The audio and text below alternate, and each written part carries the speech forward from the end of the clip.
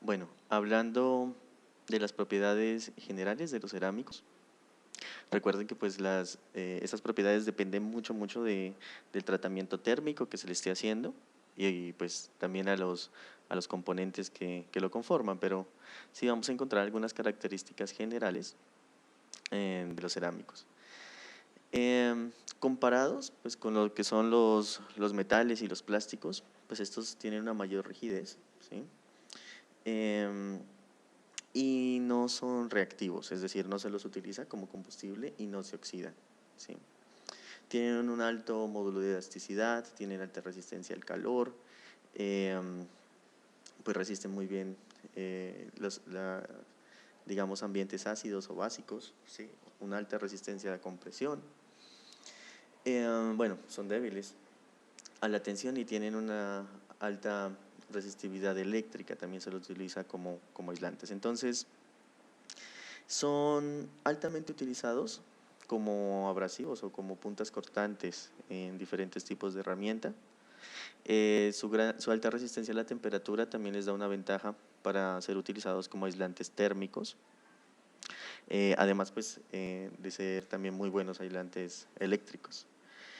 La resistencia a la corrosión hace que duren muchísimo. Vemos, por ejemplo, que se utiliza mucho, o bueno, antes se utilizaba mucho en lo que eran las tejas para las casas, y ustedes ven que continúan muchas intactas, ¿sí? Se adhieren muchas cosas a ellas, pero pues no se dañan, ¿sí? No sufren así de erosión, digámosle, y resisten muy bien pues los agentes atmosféricos. Bueno, la alta resistencia a agentes químicos, o sea, su grado de no reactividad o debido a que son inertes, los hace unos elementos muy buenos para desarrollar componentes anatómicos,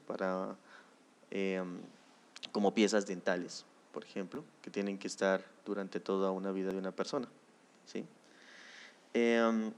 Una característica es que se les puede dar forma, ¿sí? Se puede dar en forma de molde. Algunos materiales en sus procesos de síntesis es difícil moldear, esto sí se puede.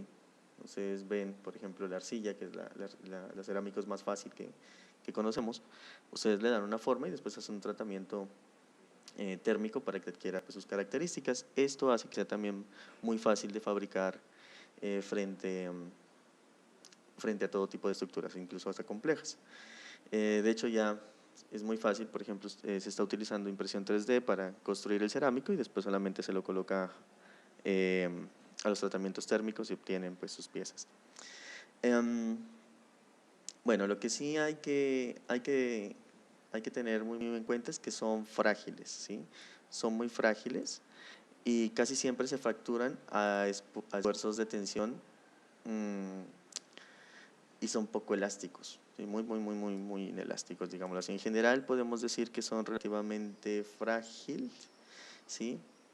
Tienen una resistencia muy mala a la tracción o la tensión, y si le tenemos que poner un número, pues generalmente ningún cerámico soporta una tracción de más de 172 megapascal.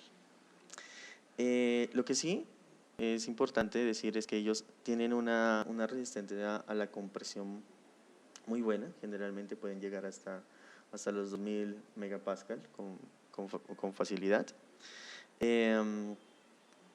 Y esto pues hace que sean muy utilizados en superficies donde tengan que soportar altas presiones. Hemos visto muchos, de hecho, en las calles que dicen calle de adoquín. Bien, entonces son calles que pues reciben un alto tráfico, pero el problema es que ellos no resisten ningún tipo de tensión, es decir, no tienen una deformación plástica, y eso lleva a que se fracturen, ¿sí? ¿Cuál es la causa de que se fracturen con tanta facilidad? Bueno, los enlaces que unen a sus componentes. Recuerden que son iónico y covalente, ¿sí? Si tuvieran fuerzas intermoleculares más débiles, generalmente hace que los materiales tengan una mayor plasticidad a la deformación, ¿sí? Pero en este caso no, entonces no se pueden utilizar cuando vayan a hacer procesos de tensión-tracción. Bueno, hay diferentes tipos de cerámicos, ¿sí?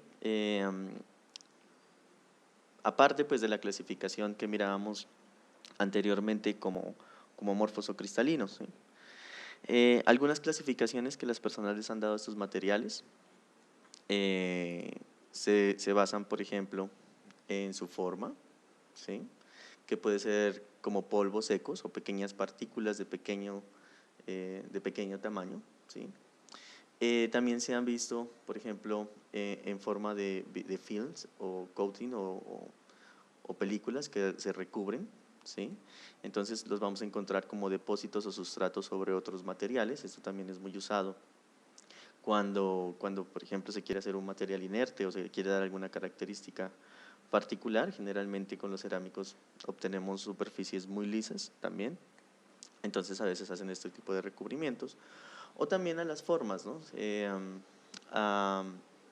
Digamos que hay gente que simplemente, digamos como la arcilla, le dicen forma o sea, abultada, o incluso hay unos que le dicen también, acá clasifican como en una zona como de pellets, pequeñas bolitas redonditas, pero solamente es la forma, entonces no tiene ninguna clasificación química en esto, por eso no es la clasificación, sino como la gente los está seleccionando, digamos.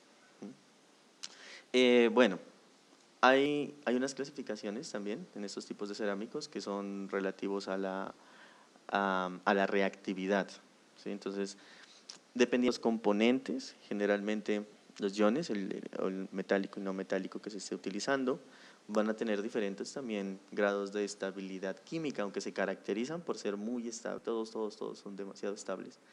No se corroen, ¿sí? Y generalmente no reaccionan, pero bueno, a condiciones extremas se puede empezar a ver afectada la fragilidad, ¿sí? Bueno, entonces hay unos inertes que no reaccionan, hay unos reactivos, ¿sí? Pero entonces en este caso la reactividad la vamos también a ver más adelante, y esa reactividad se debe o se estudia principalmente en componentes fisiológicos. Generalmente estos materiales inertes llevan a que se formen unas biocapas, ¿sí? Principalmente asociados a los macrófagos, y forman unas células gigantes, llegando a formar un tejido fibroso, pero no reacciona, sino que deja adherir otras, digamos en el caso de los componentes fisiológicos, otras células. De hecho, en los cerámicos ustedes se dan cuenta que, digamos, las más típicas, las tejas viejas de las casas, generalmente son buenos para albergar musgos, ¿sí? O hongos. Entonces, el hecho de que sea inerte también le permite, pues, que muchos componentes orgánicos se fijen e incluso puedan vivir ahí. Bueno, hay algunas características que podemos modular, por ejemplo, que sean degradables, ¿sí? Pero entonces aquí ya se tiene que hacer digamos, unas modificaciones, ¿sí? Generalmente ya no son simplemente cerámicos, sino que a veces ya tenemos que empezar a mirar compuestos, ¿sí? Entonces pueden ser digamos, son materiales que pueden estar degradándose, pero porque no solamente son de cerámicos, digámoslo así. Eso también lo vamos a ver más adelante cuando miremos bioabsorción, biodegradación y todo lo que tiene que ver con respuesta inmune. Bueno,